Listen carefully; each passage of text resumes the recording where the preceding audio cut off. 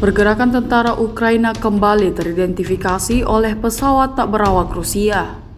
Rekamannya ramai beredar di media sosial Telegram pada Jumat 22 November 2024. Dalam rekaman tersebut terlihat tentara Ukraina berlari menuju ruang bawah tanah, tempat yang diketahui sebagai tempat perlindungan orang-orang Ukraina.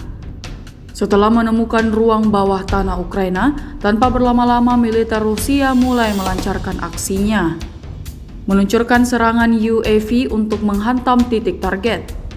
Tidak tanggung-tanggung, serangan tepat mengenai sasaran dan ciptakan ledakan yang sangat dahsyat, seperti yang terlihat dalam rekaman.